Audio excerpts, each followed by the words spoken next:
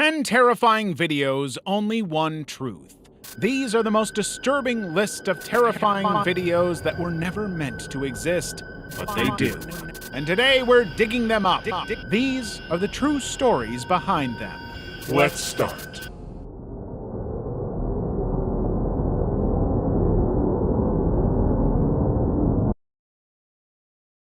The Bitterroot footage.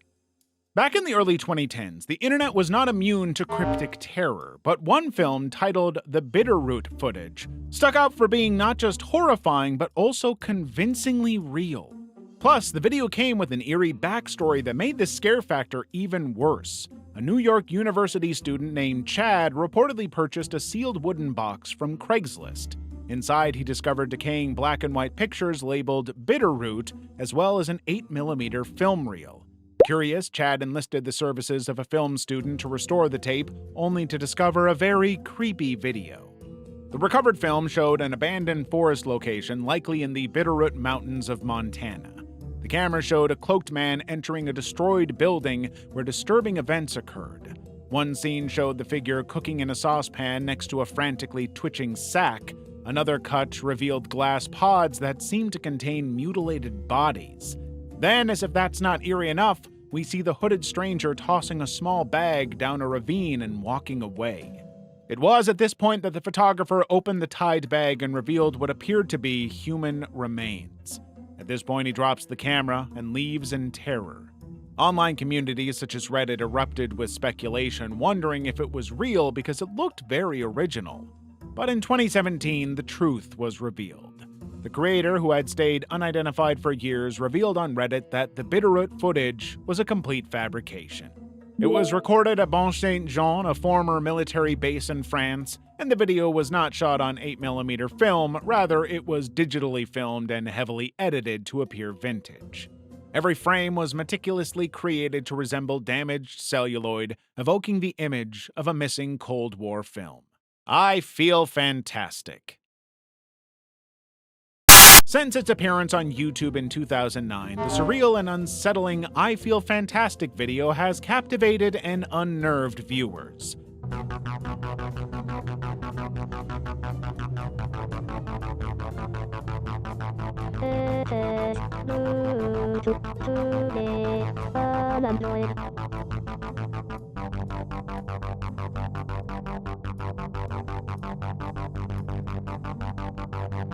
The movie, made in 2004 by robotics enthusiast John Bergeron, displays an animatronic figure named Tara the Android singing a monotonous theme with incoherent gestures.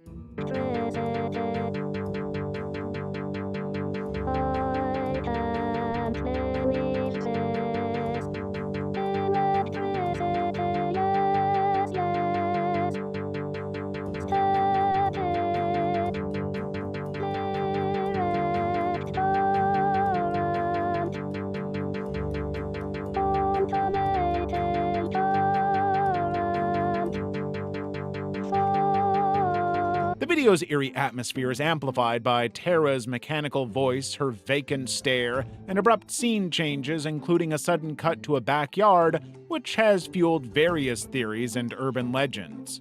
According to specific theories, the backyard scene is connected to a crime, implying that Tara's creator may have engaged in criminal actions. Some even rumored he was a serial killer. However, those claims don't have any proof to back them up, therefore they are still just guesses. When the truth came out, it turned out Bergeron wanted to make Tara the world's first android music star, so he made a bunch of movies of her performing, which were later put together into a DVD called Android Music Videos Volume 1. Despite, or perhaps because of its unsettling elements, I Feel Fantastic is still a weirdly fascinating example of early internet culture. It mixes technology, art, and the macabre in a way that continues to interest and shock people. Obey the Walrus. Obey the Walrus, titled initially Obedece a la Morsa, is a legendary creepy video that exploded across YouTube and forums in the late 2000s, and it's one of those videos that, once you watch it, you can't forget. The video, uploaded in 2007 by a user named Obey the Walrus, opens with a distorted rendition of Itsy Bitsy Spider. La pequeña araña en un tubo before transitioning to a blast of swirling colors that would definitely creep you out. The scene then changes into the famous footage of a thin, trembling figure in a wig and leotard, limping toward the camera and tap dancing. What's most disturbing about this video is the eerie song that plays in the background as the dancing figure moves around.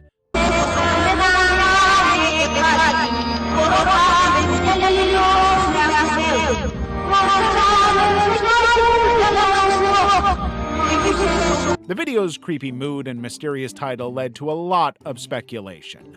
Some argue that it was a Latin American cult called La Morsa, aka the Walrus, and claimed that bad things happened after watching the video.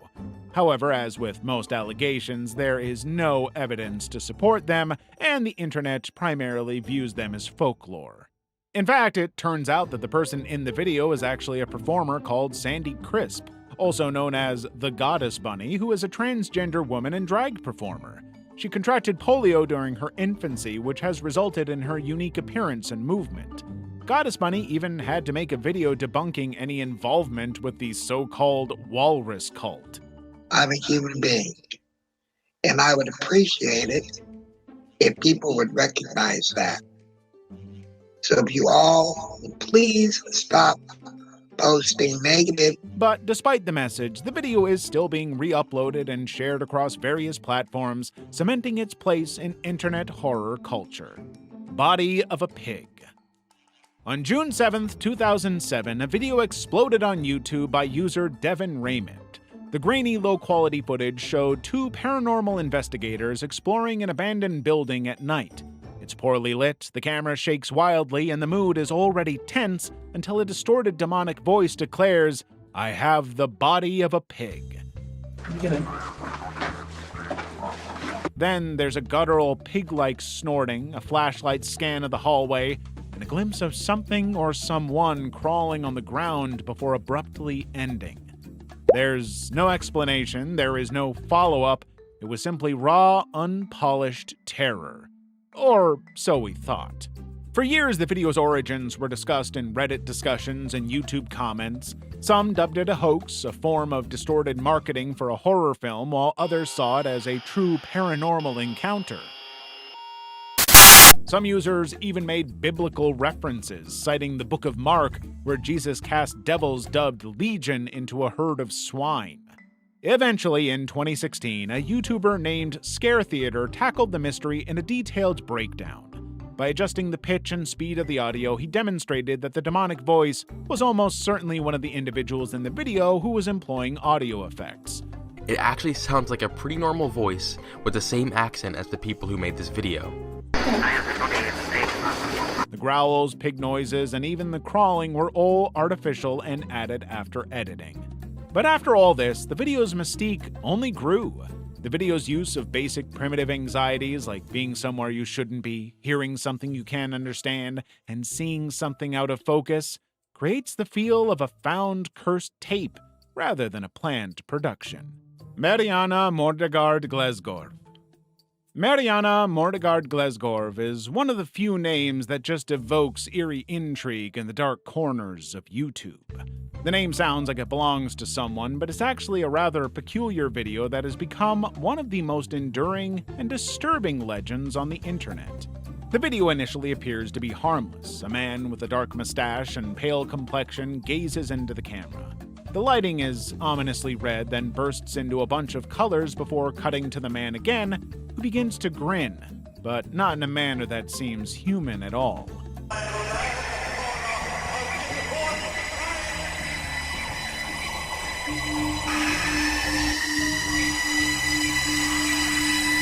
In fact, his face takes on a completely different appearance, similar to that of someone who's just experienced a supernatural possession.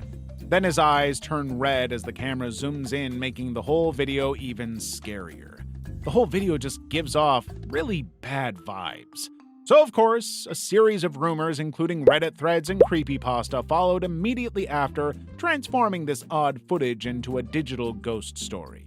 According to the legend, the original video was 2 minutes in length. However, YouTube quickly removed it following the occurrence of frightening incidents. Supposedly, viewers who watched the full version were driven to madness. Some allegedly gouged out their own eyes and mailed them to YouTube HQ. The only version left, so the story goes, is a harmless 20-second snippet preserved for research purposes. But here's the twist: none of it is true. The video was part of a fictional creepypasta that was meant to frighten and amuse. The man in the footage is suspected to be Byron Cortez, and the image was modified to achieve a surreal and frightening effect. The video has been the subject of multiple Reddit posts over the years, with some users admitting that it caused them to experience nightmares or depression. The incident serves as proof that even fabricated horror can be incredibly real. Paris catacombs lost footage. In the early 2000s, footage surfaced on YouTube that was so disturbing it has continued to haunt the internet to this day. In 2000, the footage was first released to the public after it was included in an episode of Scariest Places on Earth, a paranormal documentary series aired on ABC Family. A camcorder was uncovered by a group of cataphiles, urban explorers who explore the off-limit sections of the catacombs, according to the segment. The video footage within the camera was still intact, although the battery had been drained for a long time. The material it captured would later be remembered as the substance of modern legend. The video begins with a man who might be alone, filming his descent into the Paris catacombs. He seems completely unaware of the depth to which he is traveling. He does not speak and does not even have a map. But as he goes deeper, the overall mood changes to increasing anxiety. There are also strange markings on the walls, piles of bones, and graffiti symbols all over the area. Soon the explorer begins to panic and even his breathing intensifies. He spins the camera erratically as if he's being chased or losing his grip on reality. You hear his breathing get louder and louder, as though something was scaring him. He's frightened. Occasionally he stops, perhaps to try to decide which way to run among all the many different corridors. The camera then abruptly drops to the ground, and the man runs off into the darkness. He is literally never seen again. The man's identity has never been verified, and the complete footage, which is purportedly much longer, has never been disclosed. Cecil Hotel elevator footage. Eliza Lamb, 2013. In early 2013, a blurry security footage from the elevator at Los Angeles' notorious Cecil Hotel went viral. It was not violent, there was no obvious crime captured on tape, but what made it unforgettable was the unsettling feeling that something was seriously wrong. The tape showed a young woman, later identified as 21-year-old Canadian student Eliza Lamb, behaving in an unusual and frightening manner. And shortly after this footage was captured, she was dead. The footage shows Eliza entering the elevator and pressing many floor buttons. She appears confused and afraid. She occasionally hides in a corner, peers into the hallway as if watching or escaping from someone, and then steps in and out again.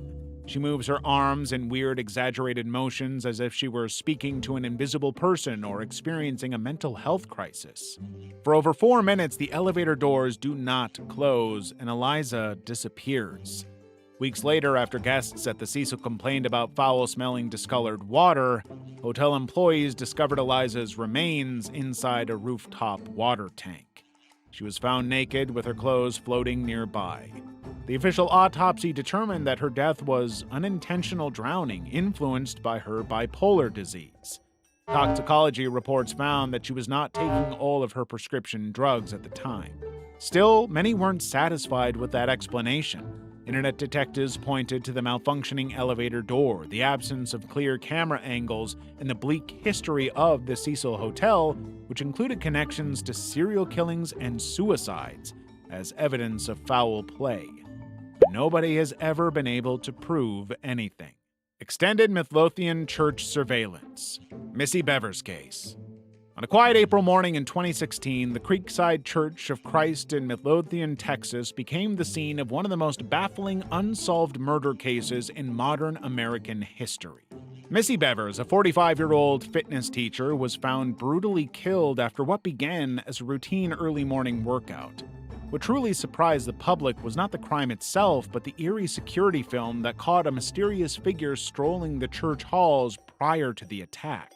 The now famous video, dubbed the Extended Midlothian Church Surveillance, depicts a person outfitted in full tactical SWAT gear traversing the premises in the early morning. With With a hammer in hand, they unlocked doors, break windows, and moved through the cathedral with disturbing ease, almost as if they were following a routine. Surprisingly, nothing was stolen. This was not a robbery, it was more sinister. Moments after Missy arrived to set up her Camp Gladiator class around 5 a.m., she was attacked and left with multiple puncture wounds, believed to be inflicted by the tools the suspect carried. Despite many tips, opinions, and online detectives on Reddit reviewing the tape frame by frame, the suspect's identity is still unknown. The footage even shows that the man had a peculiar gait that was stiff, almost duck-footed, but even that indication has not resulted in an arrest. Officer John Nunez's body cam footage. In the early hours of August 4th, 2021, at approximately 1:49 a.m., Officer Nunez observed a 2022 Kia Stinger speeding along Kennedy Boulevard. The vehicle, driven by 27-year-old Luis Fernando Cevallo, had 27-year-old Alexis Rodriguez as a passenger. When Nunez pulled the automobile over near 61st Street, he approached it and notified Cevallos of the reason for the stop, claiming reckless driving and excessive speed. You have the temporary one that they give you with the template. Yeah, and so that's your registration, right? Yeah. The reason for the years. A bystander even validated the officer's statement, stating that the car nearly hit a bike and almost hit her just before the officer stopped them. I know. That's why I stopped them. Ma'am, that's why I stopped them. Have a nice night, okay? Yeah, that's what I'm stopping you for. Reckless driving, careless driving, speeding, and the light you ran, okay? You're doing at least 100 on Kennedy Boulevard. Alexis Rodriguez apologized to the officer, explaining that this was just their first date.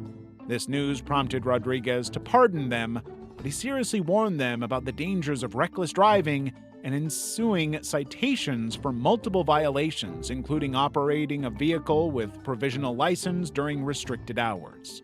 About 30 minutes after the stop, Officer Nunez responded to a serious accident on routes 1 and 9. When he arrived, he was faced with a horrific sight. The same Kia Stinger had been crushed in a collision with a tractor-trailer. Both Cevallos and Rodriguez were pronounced dead on the scene. 6-1. Paramedics are needed. We're going to need a crash team, sir. Crash team. We need a crash team. That's the same car I just had. Fatal. The officer's reaction, seen on his body cam, was one of shock and sorrow, showing the emotional toll these incidents take on first responders, especially since he literally just pulled them over for reckless driving. I told him, like, bro, slow down. I said, like, it's my fault, it's not your fault. If you get into an accident... You good though? Yeah, it sucks. Yeah, that sucks. The saddest part about this tragedy was that it could have been easily avoided if Cevallos had just listened to the officer and slowed down. Apparently, after the initial warning, he even increased the speed to over 124 miles per hour. The release of this footage sparked widespread discussion online, with many expressing sympathy for Officer Nunez and the victims' families. And as sad as it is, this accident serves as a stark reminder of the potential consequences of reckless driving and the importance of heeding safety warnings. Stephen McDaniel. In the middle of the hot summer of 2011, a crime so horrible rocked the small town of Macon, Georgia. It all began when 27-year-old Laura Giddings, a small and driven law student graduate from Mercer University, disappeared without a trace. Her family and friends were very worried when she didn't show up for a planned trip, so they filed a report for her missing. When the police came around to ask questions around the neighborhood, concerned citizens came to offer help, and that was when Stephen McDaniel came into the picture. At first, Stephen, who was actually Lauren's old friend and next-door neighbor, looked like a shy, quiet young man who was just trying to help. He even went on the local news for a few days after she went missing to talk about how sweet and nice Lauren was. Hang out with anyone at the time, anything like that? I mean, no one has seen her since Saturday. I haven't seen anything. I mean, I've always heard noise outside, but it's just people walking by pretty much. But soon, everything changed. During one of the interviews, the reporter casually told him that a body had been found outside the apartment complex. And just like that, his mood instantly changed from mildly concerned neighbor to panic. Have you seen anything there? I mean, we don't know if this is the same person. You know what I mean? Like, they took out a body there earlier. We don't know if it's the same person or not. That's why we're trying to ask people if they know who lived there. Are you okay, sir? You could visibly see him startled and shocked at the news. He said in a low voice, "I think I need to sit down." Are you okay, sir? I think I need to sit down. Okay. That moment, which was caught on camera, became famous in the world of true crime as the moment he realized they found her. The truth, as investigators would soon learn, was horrifying. While McDaniel appeared quiet and nerdy, he actually had a violent passion on the inside. He had been stalking Lauren and even filming her at night through her window for months. He wrote down all of his dreams and thoughts in a detailed diary, and then on the morning of June 26, 2011, he broke into her apartment using a master key he had stolen, struck her, and killed her by strangling her. The next day, McDaniel carefully dismembered Laura's body and then threw her parts away in different trash cans around the area. Her torso was the only part that was ever recovered, but thankfully that was a great place to start. Police soon discovered evidence implicating McDaniel even more at his apartment, including a hacksaw, boxes, rubber gloves, and a disturbing collection of surveillance videos. His laptop's past showed that he had looked up information on how to get rid of bodies, how to pick locks, and most disturbingly, Lauren herself. At first, McDaniel tried to act stupid, but he later broke down while being questioned. He admitted to murder in 2014. Life in prison with the opportunity for parole again in 2041. Now, also a part of this plea deal is he'll have to provide an allocution now. And was given a life term with a chance of parole after 30 years.